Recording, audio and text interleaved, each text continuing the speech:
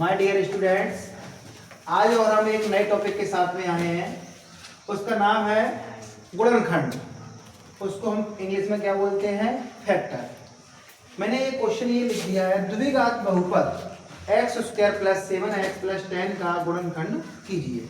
अब मैं आपको सभी को गुणनखंड करना बताऊंगा, फैक्टर कैसे करते हैं वो बताऊंगा। देखो इधर देखो, x square plus 7x plus 10। अब इसके हम फैक्टर कैसे करते हैं इसको समझेंगे हम। सबसे पहले इधर रफ्कार को समझेंगे।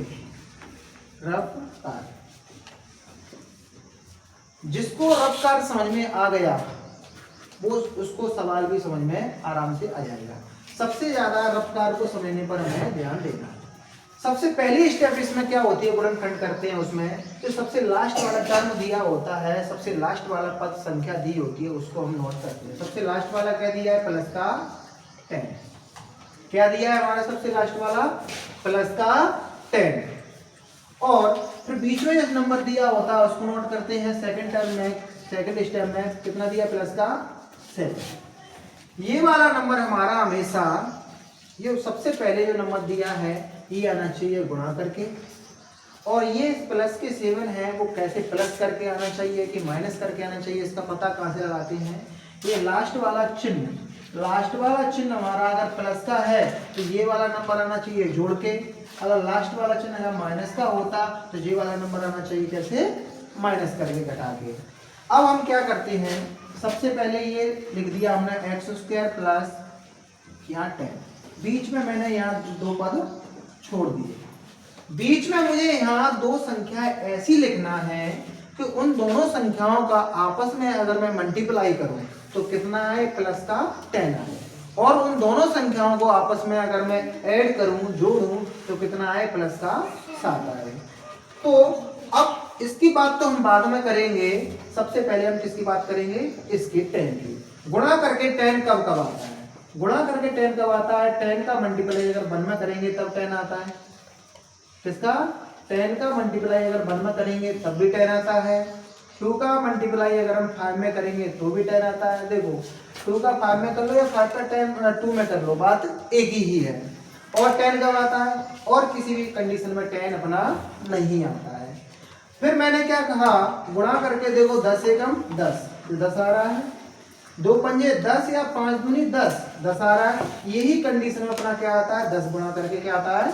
10 आता है। अब हम बात आगे इसमें और करते हैं। ये कंडीशन हमारी तो फॉलो हो गई कि दो कंडीशन बन रही हैं कि गुणा करके 10 कब आता है। 10 और 1 लेंगे तब गुणा करके 10 आता है, 2 और 5 लेंगे तब गुणा करके 10 आता है।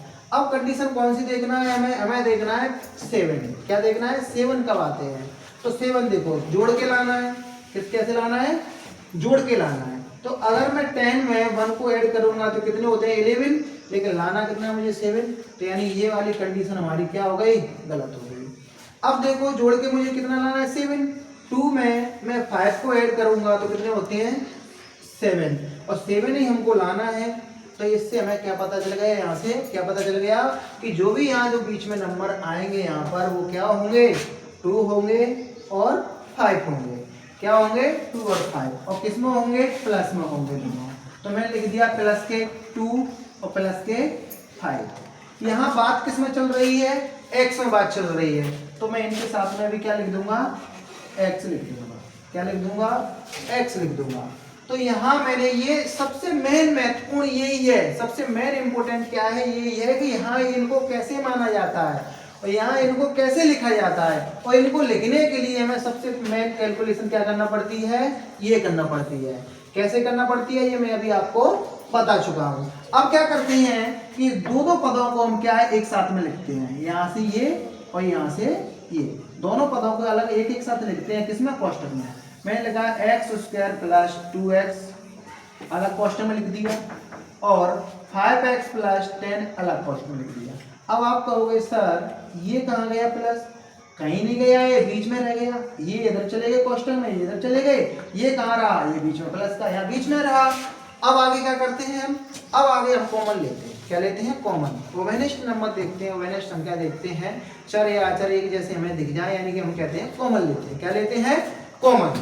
अब कॉमन कैसे लेते हैं समझना बात को, कि इस कोष्टक के पहले इस कोष्टक की बात करेंगे हम। किसकी बात करेंगे? इस कोष्टक की। इस कोष्टक के बीच में हमारा ये प्लस दिया है, प्लस से पहले और प्लस के बाद में एक जैसा जो हमें दिख जाएगा तो उसको हम क्या लेते हैं? कॉमन लेते हैं। जैसे प्लस से पहले मुझे देखो यहाँ x दिख रहा है, यहाँ भी x दिख रहा है, तो मैं कॉमन क्या ले लूंगा? x ले लूंगा। अब देखो x कॉमन ले रहा। कॉमन का मतलब होता है भाग देना। कॉमन का मतलब क्या होता है? भाग देना। यानी कि जो बाहर आया है उसका अंदर वाले में क्या देंगे? भाग देंगे। तो अब देखो इस x का मैंने x उसके नाम भाग दिया, तो देखो यहाँ कोई घात नहीं होती, इस पर कितनी होती है? एक घात। इस पर कितनी है? 2। तो एक घात का इसमें 2 घात में भाग जाएगा तो कितनी बार बचेगा? एक बार बचेगा। मतलब क्या बचेगा? यहाँ x बचेगा। अब देखो प्लस दिया है, प्लस लगा दो, यहाँ से x का x में भाग दोगे तो क्या आएगा? एक बार जाएगा। एक का 2 में गुणा करोगे तो क्या आएगा? 2 ही आएगा। कहने का मतलब ये है, अपन ऐसे भी कह सकते हैं कि इस x स्क्वायर में से एक x बाहर निकल गया तो क्या बचा? एक x बचा। यहाँ से x बाहर निकल गया तो क्या बचा? 2 बचा। अब प्लस कितना दिया है? प्लस दिया है। अब यहाँ देखो, यहाँ प्लस से पहले x दिया है लेकिन यहाँ प्लस के बाद x नहीं दिया है, तो यहाँ से अपना x कॉमन नहीं आ सकता। तो कॉमन फिर क्या आएगा? देखो यहाँ अपना क्या दिया है? ये 5 दिया है। 5 की टेबल में अपना 10 आता है, तो यहाँ से कॉमन क्या आएगा? अपना 5 आएगा। तो 5 कॉमन आ गया, तो यहाँ क्या बचा? x plus. और मैंने अभी आपको बताया था, क्या बताया था? कि कॉमन का मतलब भाग देना। इस 5 का 10 और भाग दो, कितनी बार जाएगा? 5 2 या 10, कितनी बार गया? 2 बार गया। तो 2 मैंने यहाँ पर लिख दिया। अब हमारा सवाल सही चल रहा है कि गलत चल रहा है, पता कैसे चलेगा हमें?